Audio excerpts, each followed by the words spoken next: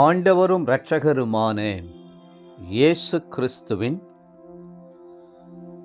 ஈடு இணையற்ற நாமத்தில் அன்றன்றுள்ள அப்பம் வாசகர்களுக்கு எங்கள் அன்பின் வாழ்த்துக்கள்.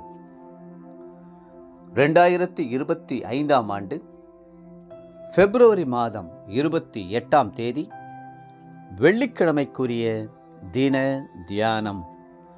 இன்றைய தலைப்பு ஸ்திரப்படுங்கள். எபிரெயர் 13:9 சொல்கிறது, போஜன பதார்த்தங்களினால் அல்ல, கிருபையினாலே இருதயம் ஸ்திரப்படுகிறது நல்லது.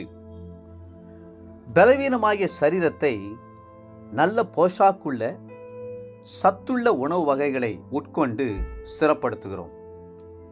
தள்ளாடுகிற முழங்கால்களை ஊக்கமான ஜெப ஜீவியத்தினால் ஸ்திரப்படுத்துகிறோம். பிரிவினையும் சண்டையும் நிரம்பியிருக்கிற குடும்பத்தை தெய்வீக அன்பினால் ஸ்திரப்படுத்துகிறோம். ஆனால் உள்ளான மனுஷனை ஸ்திரப்படுத்த வேண்டுமென்றால் கிருபை மிகவும் அவசியம். கிருபைதான் உங்களை கர்த்தருக்குள் வைராக்கியமாய் ஸ்திரப்படுத்தும்.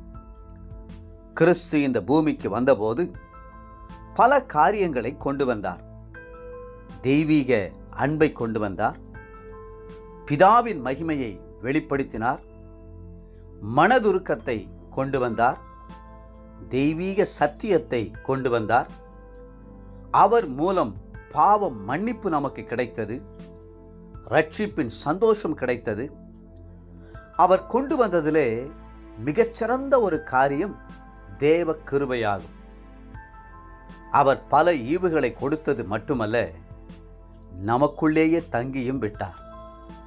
ஆம், அவர் பரலோகத்தில் இருந்தவர் நமக்காக மாம்சமானார். மாம்சத்தோடும் இரத்தத்தோடும் பூமியில் வாழ்ந்தவர் இன்று நமக்குள் தங்கியிருக்கிறார் என்பது பெரிய ஆச்சரியம் அல்லவா? அவர் மாம்சமாகி கிருபையினாலும் சத்தியத்தினாலும் நிறைந்தவராய் நமக்குள் வாசம் பண்ணுகிறார். யோவான் 1:14. அவர் வாசம் பண்ணினது மட்டுமல்ல, பரிசுத்த ஆவியானவரை நம்மோடு கூட வாசம் பண்ணும்படி கொண்டு வந்தார். பரிசுத்த ஆவியானுடைய இன்னொரு பெயர் கிருபையின் ஆவி என்பதாகும். வேதம் சொல்கிறது, எபிரெயர் 10:29, கிருபையின் ஆவியை நிந்திக்கிறவன் எவ்வளவு கொடிதான ஆக்கினைக்கு பாத்திரவானாய் இருப்பான் என்பதை யோசித்து பாருங்கள். சகரியா 12:10 சொல்கிறது, கிருபையின் ஆவி எப்போதுமே விண்ணப்பத்தின் ஆவியோடு இணைந்துதான் வருகிறது. கர்த்தர் சொல்கிறார், நான் தாவீது குடும்பத்தாரின் மேலும் எருசலேம் குடிகளின் மேலும் கிருபையின் ஆவியையும் விண்ணப்பங்களின் ஆவியையும் ஊற்றுவேன்.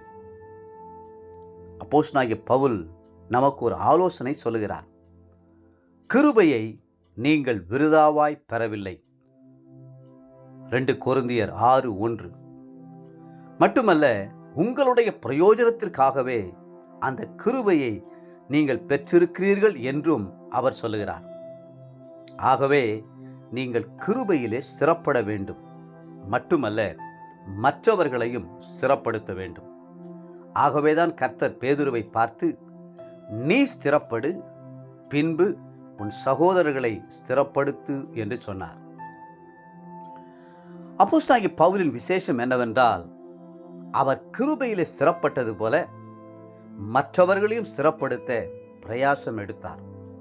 அப்போஸ்தலனாகிய பவுல் எழுதுகிறார், எனக்கு அளிக்கப்பட்ட தேவ கிருபையின்படியே புத்தியுள்ள சிற்பாசிரியைப் போல அஸ்திபாரம் போட்டேன், வேறொருவன் அதின்மேல் கட்டுகிறான், அவனவன் தான் அதின்மேல் இன்னவிதமாய் கட்டுகிறான் என்று பார்க்க கடவன். 1 கொரிந்தியர் 3:10. தேவ பிள்ளைகளே, கிருபையில் உங்களுடைய ஆவிக்குரிய வாழ்க்கை ஸ்திரப்படுவதாக. இன்றைய நினைவிற்கு 1 கொரிந்தியர் 15:10.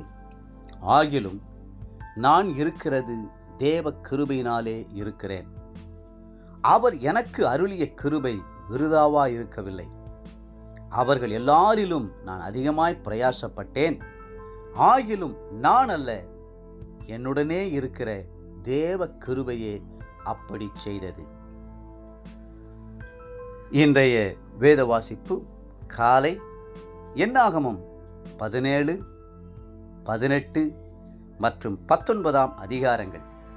மாலை மார்க்கு 6 அதிகாரம் 30 56 வசனம் முடிய.